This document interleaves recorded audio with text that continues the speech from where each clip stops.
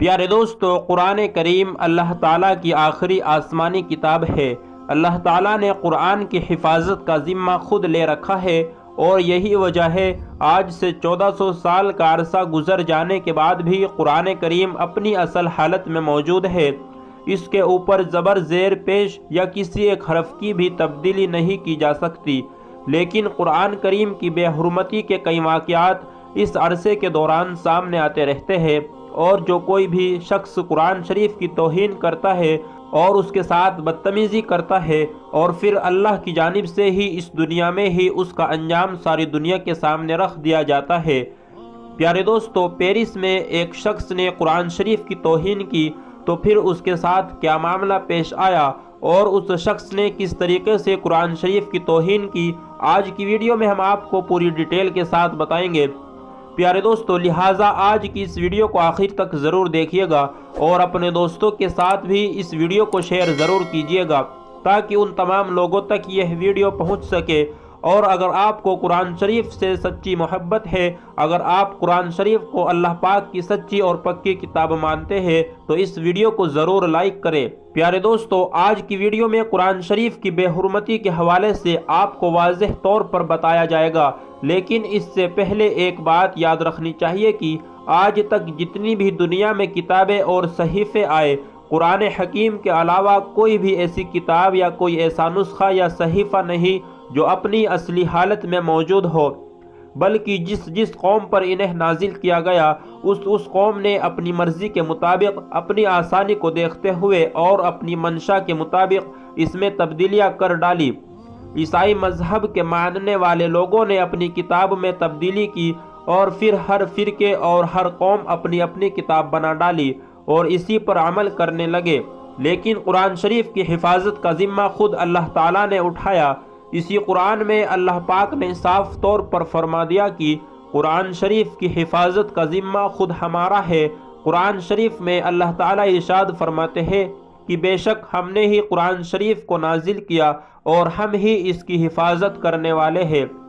لہٰذا اب قیامت تک اس قرآن کریم میں کوئی تبدیلی نہیں کی جا سکتی، ایک بھی زبر زیر پیش کو آگے پیچھے نہیں کیا جا سکتا، اور نہ ہی اپنی مرضی کے مطابق کسی آیت کو تبدیل کیا جا سکتا ہے۔ اسی قرآن میں اللہ رب العالمین یہ واضح طور پر چیلنج کیا کہ کوئی شخص اگر یہ سمجھتا ہے کہ قرآن کریم سے بہتر کوئی تحریر لا سکتا ہے تو وہ ایک آیت ہی بنا کر لے آئے، لیکن پیارے دوستو، پوری دنیا پر موجود اور پوری دنیا میں ہر انسان اس پر ناکام رہا، کیونکہ یہی سب سے بہترین ذکر ہے جو اللہ نے مسلمانوں پر نازل کیا، اور یہی ہمارے لیے نجات کا ذریعہ ہے۔ پیارے دوستو، پیرس میں ایک شخص کا یہ واقعہ ہے جس نے قرآن شریف کی بے حرمتی کی۔ یہ اس طریقے سے کی کہ یہ ایک مسلمان تھا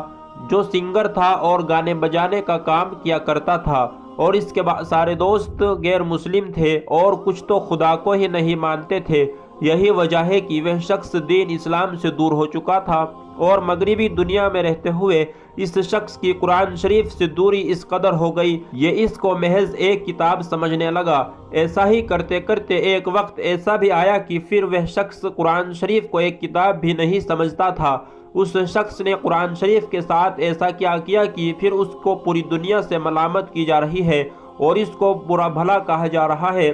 پیارے دوستو، پوری ڈیٹیل کے ساتھ ایک بات سامنے آتی ہے کہ نعوذ باللہ یہ شخص قرآن شریف کو باتھ روم میں لے جایا کرتا تھا، اور جب کسی زانی عورت سے ہم بستری کیا کرتا تھا تو قرآن شریف کو اپنے بازو میں رکھ لیتا اور اس طرح کی ایسی حرکتیں کرتا جس سے پوری امت مسلمہ غصے میں آ جاتی اور ان سب کو غصہ آتا۔ پھر یہ شخص قرآن شریف کی بے حرمتی کرنے کے بعد ویڈیو بنا کر انہیں سوشل میڈیا پر اپلوڈ بھی کیا کرتا تھا۔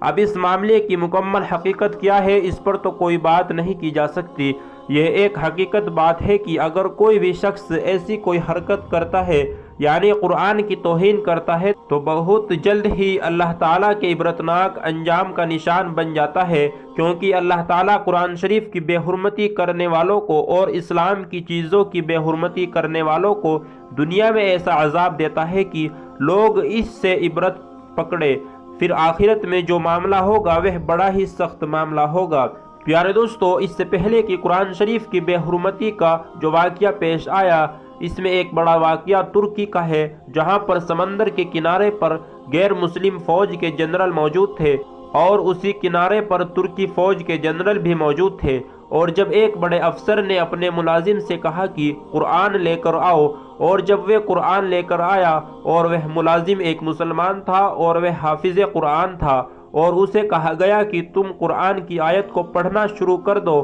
اور وہیں پر دوسری عورتیں ناچ گانا کر رہی تھی، تو اس شخص نے قرآن پڑھنے سے انکار کر دیا۔ تو ایک غیر مسلم جنرل نے قرآن کو پکڑا اور اس کو شہید کیا، اور اس کو صفوں کو نعوذ باللہ ناچنے والی لڑکیوں کے پاؤں کے نیچے پھینک دیا، نعوذ باللہ، اور زور زور سے چلا کر کہنے لگا، کہاں ہے تمہارا خدا، اس قرآن کی حفاظت کرنے والا؟ تمہارے خدا نے کہا تھا کہ وہ قرآن شریف کی خود حفاظت کرے گا، اگر ہمت ہے تو اسے آ کر بچا لے۔ یہ الفاظ سن کر وہ جو ملازم تھا، جو مسلمان تھا، وہ کنارے سے دور چلا گیا اور وہاں سے دور جا کر کھڑا رہا، اور اس نے اپنے دل میں سوچا کہ یہ لوگ قرآن شریف کی بے حرمتی کر رہے ہیں، اور یہ دنیا کے اور شراب کے نشے میں اس قدر دھت ہے، انہیں نہیں پتا کہ ان کا انجام کیا ہونے والا ہے۔ اور پھر اچانک ایسا طوفان برپا ہوا کہ کی پوری فوج جو کنارے پر موجود تھی وہ طوفان میں سمندر میں ڈوب گئی۔ یہ مسلم ملازم بتاتا ہے، اس نے پیچھے مڑ کر دیکھا تو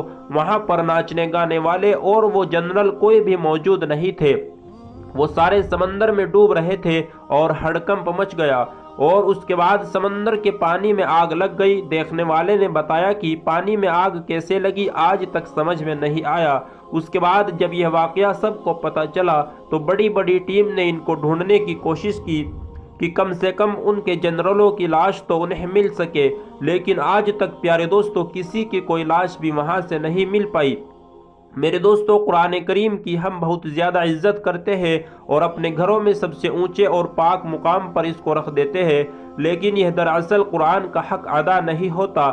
اس کا حق یہ ہے کہ اس کو پڑھا جائے، اس کو سمجھا جائے، اور پھر اس کو اپنی زندگی میں شامل کیا جائے اور عمل کیا جائے۔ جس طریقے سے قرآن شریف نے زندگی گزارنے کا طریقہ بتایا ہے، اسی طریقے سے زندگی گزاری جائے، اور بے شک یہی راہ ہدایت ہے۔ اور قرآن اپنے پڑھنے والوں کے متعلق روز محشر میں اللہ تعالیٰ سے سوال کرے گا، اور اللہ رب العالمین سے یہ سفارش کرے گا کہ یہ میرے پڑھنے والا ہے، اس کو جنت میں داخل کر دیا جائے۔ لیکن بڑے افسوس کی بات ہے پیارے دوستو کہ ہمارے یہاں قرآن شریف کی عزت کی جاتی ہے اور اس کو سب سے اونچے مقام پر رکھ دیا جاتا ہے،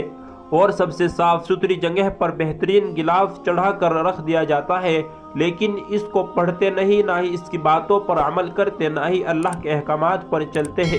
اللہ رب العزت ہم سب کو قرآن شریف پڑھنے اور اس کو سمجھنے اور اس پر عمل کرنے کی توفیق عطا فرمائے، آمین ثم آمین۔ پیارے دوستو، امید ہے آپ کو آج کی یہ ویڈیو پسند آئی ہوگی۔ اس ویڈیو کو لائک کر کے اپنے سبھی دوستوں کے ساتھ شیئر ضرور کر دیں۔ ملتے ہیں ایک نئی ویڈیو کے ساتھ، تب تک کے لیے دعاؤں کی گزارش۔ ویڈیو کو پورا دیکھنے کے لیے آپ لوگوں کا تہہ دل سے شکریہ۔